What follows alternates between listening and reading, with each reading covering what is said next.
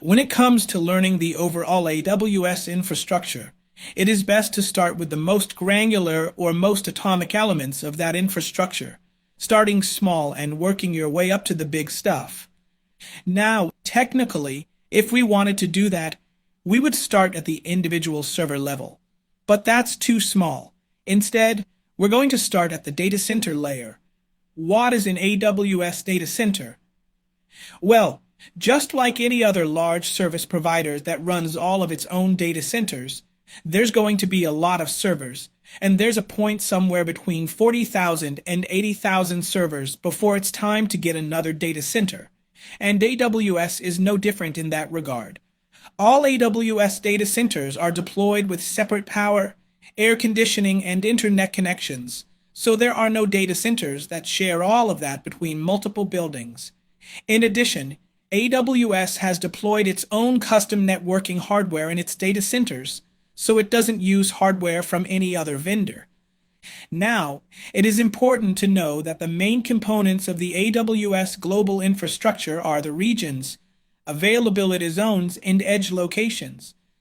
If we go to the AWS Global Infrastructure web page, we can see a little bit more of this information.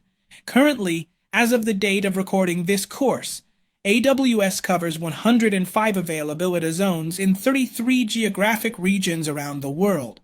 I will explain in detail later what regions and availability zones are, but basically, an AWS region is a separate geographic area containing multiple availability zones, and an availability zone is a separate physical location within an AWS region.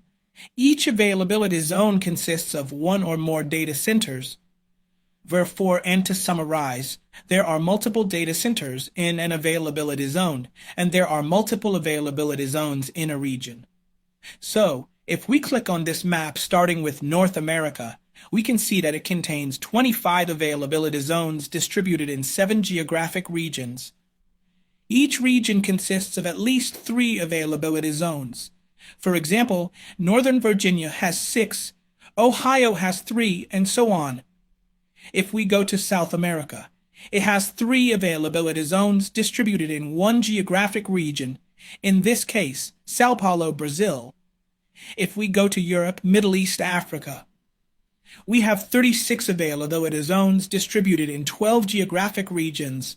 Note that in no region there are less than 3 availability zones, and this is important for you to know because you will be asked about it in the exam. And if we go to the last one, Asia Pacific and China, it has 38 availability zones distributed in 12 geographic regions, and we still see that there are at least 3 availability zones, or AZ, in each region. So, as you have seen, this is how the global AWS infrastructure is deployed. So, we are going to break down in the next few classes each component of this global infrastructure so that you are very clear on this vitally important information.